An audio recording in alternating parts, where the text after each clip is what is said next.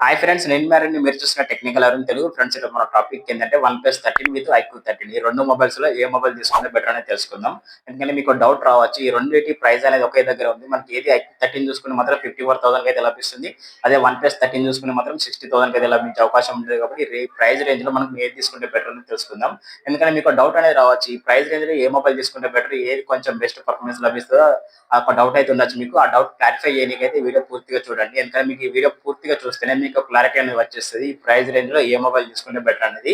అలాగే వీటి అన్నిటి గురించి తెలుసుకునే ముందు చిన్న రిక్వెస్ట్ ఏంటంటే, కొత్తగా ఎవరైతే మన ఛానల్ చూస్తున్నారో ఛానల్ అయితే తప్పకుండా సబ్స్క్రైబ్ చేసుకొని బెల్ ఐకాన్ అయితే అలా పెట్టండి. వీడియో నచ్చింది, కంటెంట్ కొంచెం బెటర్ గా ఉన్నప్పుడు మాత్రం లైక్ అండ్ షేర్ చేయండి. ఫ్రెండ్స్, ఇక మొబైల్స్ విషయానికి వస్తే మాత్రం మొబైల్స్ అనేది చాలా ఎక్సలెంట్ మొబైల్స్ అని చెప్పుకోవచ్చు. ఈ రెండింటి చూసుకుంటే మాత్రం చాలా బెస్ట్ వర్తబుల్ మొబైల్స్ అయితే నేను అనుకుంటున్నాను. అయినా కూడా మనకు వీటిని కంపారిజన్ చేద్దాం, ఏ మొబైల్ తీసుకుంటే బెటర్ అనేది. అలాగే మనకు ఫస్ట్ మనం తెలుసుకోవాల్సింది ఏంటంటే బిల్డ్ క్వాలిటీ గురించి అయితే చూద్దాం. బిల్డ్ క్వాలిటీలో ఏది బెటర్ అని తెలుసుకుందాం. ఎందుకంటే మనకు ఐక్యూ 13 బిల్డ్ క్వాలిటీ చూసుకుంటే మాత్రం మెటీరియల్ అనేది మొత్తం గ్లాసీ ఫినిష్ లభిస్తుంది. అలాగే అల్యూమినియం ఫ్రేమ్ అనేది లభిస్తుంది. కాబట్టి అది చూడనీకి అయితే కొంచెం డిఫరెంట్ గా ఉంటుందని చెప్పుకోవచ్చు. దాని బిల్డ్ క్వాలిటీ ఒకసారి డిస్ప్లే మీద చేస్తాను చూడండి. మీకు నచ్చిందా నచ్చలేదు తప్పకుండా కామెంట్ అయితే రిప్లై ఇవ్వండి. నన్ను అడిగితే మాత్రం ఈ ఐక్యూ 13 అనేది బిల్డ్ క్వాలిటీలో చూసుకుంటే మాత్రం చాలా ఎక్సలెంట్ గా ఉంటుంది అని చెప్పుకోవచ్చు. బ్యాక్ సైడ్ ఏదైతే గ్లాసీ ఫినిష్ లో ఉందో మనకి చూడనీకి అయితే ప్రీమియం క్వాలిటీ అయితే లభిస్తుంది. ఇక్కడ నాకైతే కొంచెం బెటర్ అనిపించింది ఐక్యూ 13 చూసుకుంటే మాత్రం.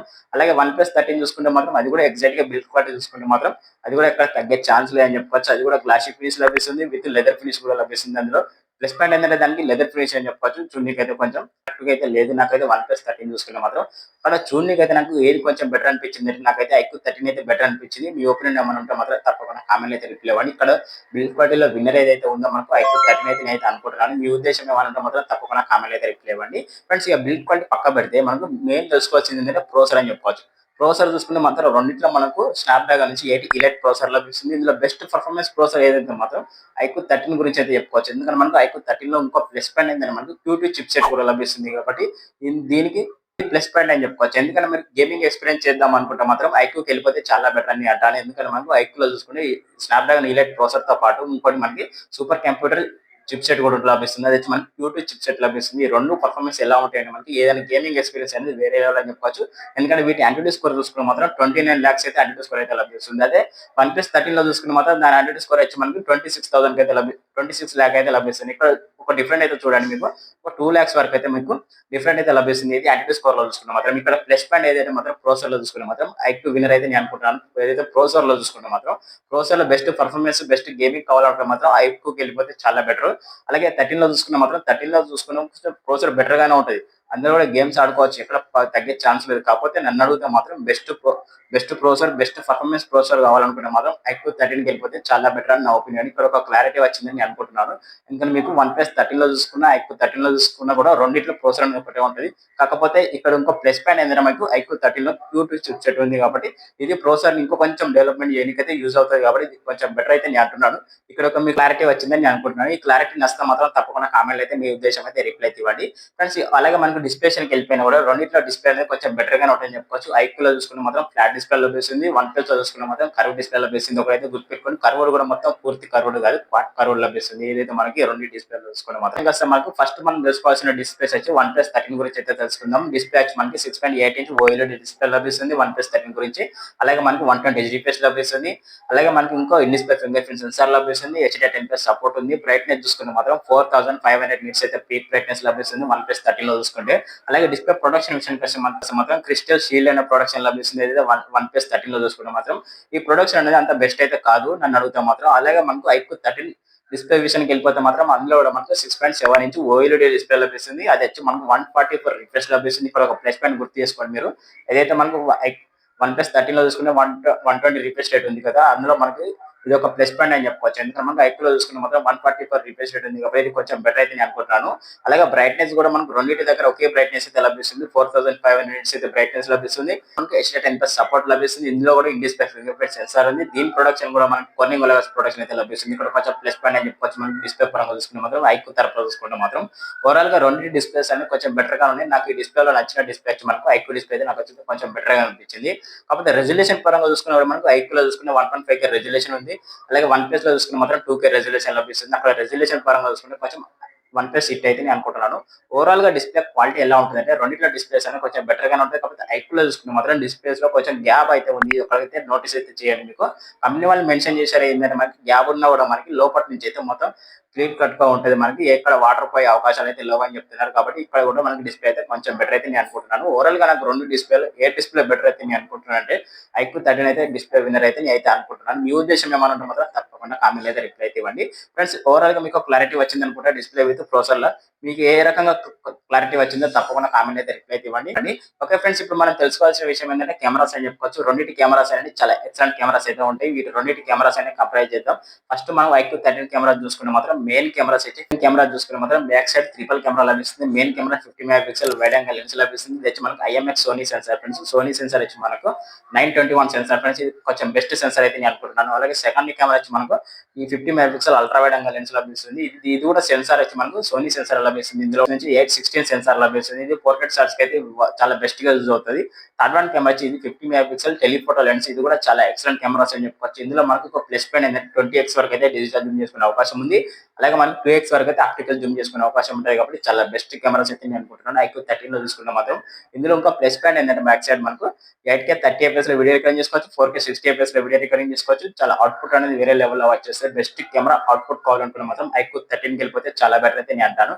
ఎందుకంటే ఇందులో సెన్సార్ చూసుకుంటే చాలా ఎక్సలెంట్ సెన్సార్ అయితే లభిస్తున్నాయి. సెన్సర్స్ లభిస్తున్నాయి. దీంతో పాటు ఫ్రంట్ సైడ్ కెమెరా కూడా ఫ్రంట్ సైడ్ సెల్ఫీ కెమెరా కూడా చాలా ఎక్సలెంట్ అని చెప్పొచ్చు. ఏదైతే ఫ్రంట్ సైడ్ సెల్ఫీ కెమెరా ఉంటుందో అది కూడా మనకు 30 మెగా సెల్ఫీ కెమెరా ఉంది.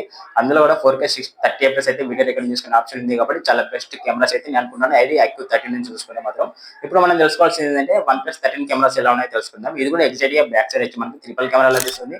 అందులో కూడా main camera 50 mega pixel wide angle lens లభిస్తుంది. వచ్చి సోనీ LYT 700 సెన్సార్ లభిస్తుంది. 700 సెన్సార్ కాబట్టి మనకు దాంతో పోలిస్తే మనకు ఐఎంఎక్స్ నుంచి 921 సెన్సార్ చాలా బెటర్ అయితే నేను అంటున్నాను. మీకు క్లారిటీ వచ్చిందని అనుకుంటాను. కెమెరా దగ్గర ఏదైతే ఫస్ట్ మెయిన్ కెమెరాలో చూసుకుంటే మాత్రం అక్కడ చూసుకుంటే మాత్రం ఐక్యూ మెయిన్ కెమెరా విన్నర్ అయితే నేను అంటున్నాను. ఏది wide angle lens 50 mega pixel main camera ఉందో అలాగే సెకండ్ కెమెరా వచ్చి అల్ట్రా వైడ్ యాంగిల్ లెన్స్. ఇది కూడా మనకు వైడ్ యాంగిల్ లెన్స్ లభిస్తుంది. దీనికి అయితే ఏ సెన్సార్ అయితే లేదు. ఇంకోటి థర్డ్ వన్ కెమెరాస్ వచ్చి మనకు 50 మెగా పిక్సెల్ టెలిఫోటో లెన్స్. దీని సెన్సార్ వచ్చి మనకు ఐఎంఎక్స్ కాదు ఫ్రెండ్స్. ఇది వచ్చి LYT నుంచి 600 సెన్సార్ కాబట్టి ఇది కొంచెం బెటర్ అని చెప్పుకోవచ్చు. ఇది సోనీ సెన్సార్ కాబట్టి మనకి 50 మెగా పిక్సెల్ దగ్గర LYT 600 సెన్సార్ కాబట్టి ఇది కొంచెం బెటర్ అయితే నేను అనుకుంటున్నాను. ఓవరాల్ గా ఈ రెండింటి కెమెరా చూసుకుంటే మాత్రం ఇందులో ఏ కెమెరా బెటర్ అనిపించింది అంటే నాకైతే మాత్రం ఐక్యూ కెమెరాస్ అయితే చాలా బెటర్ గా అయితే అనిపించినాయి. అలాగే ఇందులో వన్ ప్లస్ లో చూసుకున్న మాత్రం కెమెరాస్ అనేవి కొంచెం డ్రాప్ అనిపించినాయి అని చెప్పుకోవచ్చు. ఏదైతే మూడు కెమెరాస్ ఉన్నాయో మూడు కెమెరాలో కూడా మనకు 4K 30fps అయితే రికార్డింగ్ వీడియో రికార్డింగ్ చేసుకోవచ్చు. అలాగే విత్ 8K లో 30fps అయితే వీడియో రికార్డింగ్ చేసుకోవచ్చు. కాబట్టి వీడియో రికార్డింగ్ పరంగా చూసుకున్న మాత్రం ఎక్కడ తగ్గే ఛాన్స్ లేదు. రెండింటిలో ఒకే రకంగా వీడియో రికార్డింగ్ చేసుకోవచ్చు. స్టేబిలేషన్ వీడియోస్ కూడా చాలా అద్భుతంగానే ఉంటాయి. ఏ వీడియో రికార్డింగ్ కూడా చాలా బెటర్ గానే ఉంటాయి. మనకు రెండింటిలో చూసుకున్నా కూడా మనకి ఎక్కడ తగ్గే ఛాన్స్ లేదు. అయినా కూడా క్వాలిటీ దగ్గర చూసుకున్నా మాత్రం ఏది కొంచెం బెటర్ క్వాలిటీ లభిస్తుంది అంటే మనకు ఐక్యూ 13 అనేది కొంచెం బెటర్ గా క్వాలిటీ అయితే లభిస్తుంది. వన్ ప్లస్ లో చూసుకుంటే మాత్రం ఫోటోస్ అనేది కొంచెం అంత క్లారిటీగా అయితే ఉన్నాయి. కొన్ని డ్రాప్స్ అయితే కొన్ని అలాగే మనకి ఫ్రేమ్ డ్రాప్స్ ఇలాంటి కొన్ని ఎన్నెన్నో ప్రాబ్లమ్స్ అయితే ఉంటాయి. మనకు వన్ ప్లస్ 13 లో చూసుకుంటే కెమెరా దగ్గర అయితే చూసుకుంటే మాత్రం సెల్ఫీ కెమెరా అయితే కొంచెం బెటర్ అని చెప్పుకోవచ్చు. వన్ ప్లస్ 13 లో చూసుకుంటే మాత్రం సెల్ఫీ కెమెరా వచ్చి 32 మెగా పిక్సెల్ సెల్ఫీ కెమెరా ఇచ్చారు.